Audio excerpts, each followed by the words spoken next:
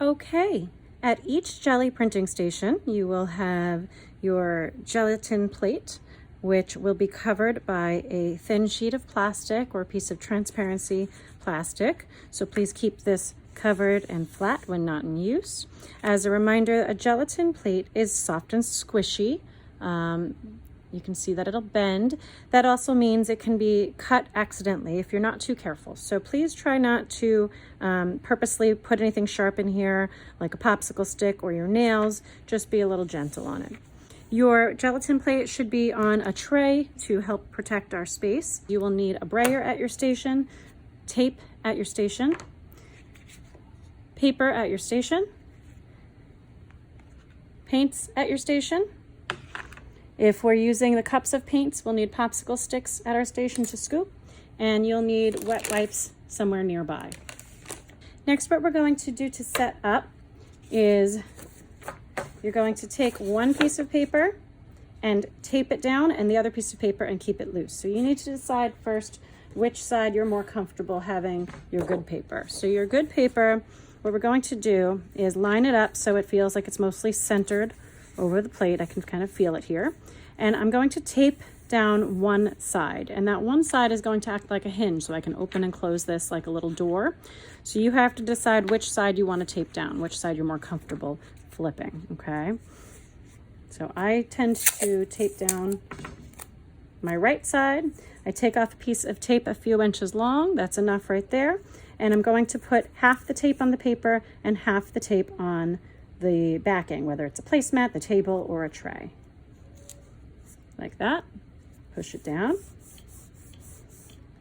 Now you can see I can open this up and close this. And the reason I have this hinged is so that if I put paint on here and roll out my paint and then flip my paper to print, and then I want to add more to my design, I can add more paint, add more rolling, add more textures, and flip again, and this shape will line up exactly in the same spot for the second time I pull a print. So this is called registration. Registration means I'm making sure that every time I print onto my paper, the print block prints in the exact same spot. My other paper will be used mostly as a scrap paper, so I'm just going to keep it off to the side. I'll use that to get off the excess paint on my brayer and on my plate. So the brayer is a hard rubber roller we will use to spread the paint out. So once you are ready with your paper, then you're going to carefully peel off that plastic sheet and set that aside. We'll need that again when we're done. And you're going to start by picking some colors. We're just going to do a monotype today, and a monotype is a one-of-a-kind print. So I'm not going to use any stencils or masks or any other things. I'm just going to use paint and my brayer. So I'm going to grab a popsicle stick, grab my paint, or if you're using small squeeze bottles, you could do that too. Take a little paint out and drop it on the plate. Then take your brayer and start to roll the paint out on your gel plate. And you'll see it starting to spread. You want to roll it in a couple of different directions to spread it out really well. I keep picking up the brayer and pushing, picking up the brayer and pushing and pulling. Because if I just go back and forth in the same spot without picking the brayer up, it's only rolling from about here to about here. I'm not getting the whole brayer covered in paint. Looks like I need a little bit more paint, so I'll rest my brayer on its back on my tray so I don't get paint on anything else. Add a little bit more color here. And maybe I'll mix my color here because I have most of my paint on my plate. Maybe I'll grab one more color now and add it into the mix. Okay, make it a little more fun.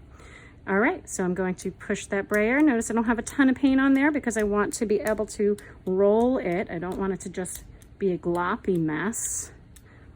That is super cool, I like that. I'm gonna go across it sideways too. Make sure you get the whole entire printing plate covered. It looks pretty good. Now I have extra paint all over my brayer and I don't wanna get this all messy and mix something else up. So this is when I roll it off on my extra piece of paper. This is my scrap paper. So I'm just going to take it and roll that off. See, now it's pretty clean. Next, I'm going to flip my good paper onto my print plate and burnish the back. Burnishing is just pressing and rubbing. So it's like giving your paper a massage. You might see the camera shake right now, I apologize.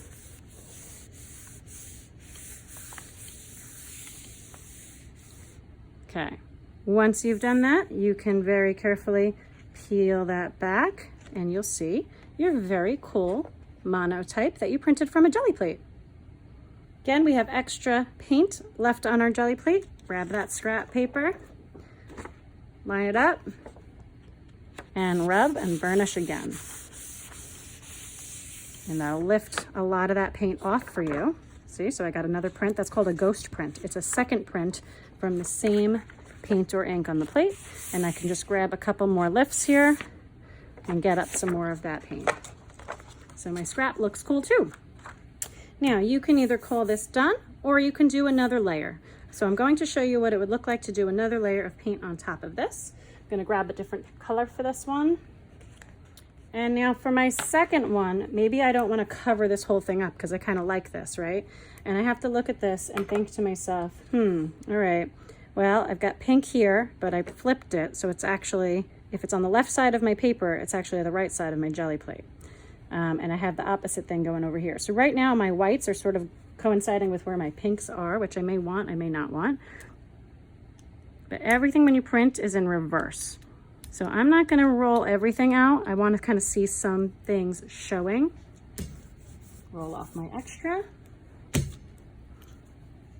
I'm going to leave it like that, splotchy, because I want to see what happens. I kind of like these shapes that accidentally happened here. So I'm going to take this, flip it again, burnish it again, and pull my print. So you'll see that some of the blue and the pink transferred back as well as some of my white transferring because the paint was still a little bit wet, but it's really cool. It created some interesting textures and marks. So let's lift off the rest of this.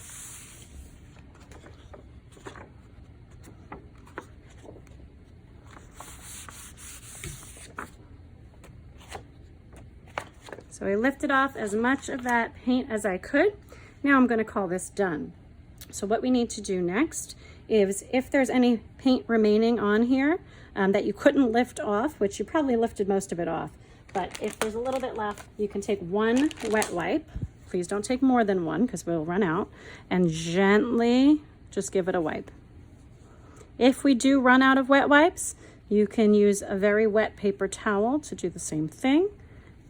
But the wet wipes are definitely the easiest. So just a little wet wipe. I'll leave this here so someone after me could use it. Same thing with the brayer. Usually it's fine, but if you do see a tiny bit of paint left on it, you could give it a quick wet wipe just to get some extra paint off of there. Okay. And now we have to very carefully remove our print. So I'm going to take this and peel it off the backing first. And now very carefully, I want to take this off. If I just pull fast, I'll probably rip this whole piece of paper off. So what I want to do, and remember the paint is wet, is on the back, I want to just get it started. And then I'm going to pull the tape at a 90-degree angle. So you see how it's like a right angle right here?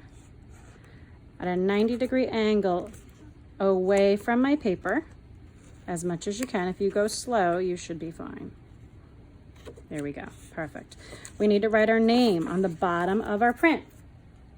Take a pencil or have one of your partners help you and take a pencil and write your name right down here, right underneath where it's printed. Okay, we'll keep this paper as well, though you don't need to write your name on it unless you love it and want to keep it, but we'll keep this paper either way, because it makes really beautiful painted paper for collages and other things later in the year. So once you're done with your turn, you're going to take these to a drying rack, or again, one of your partners can take them to a drying rack for you if you're doing a second print. And then once you do a certain number of prints, we will rotate and everyone will get a turn. Have fun.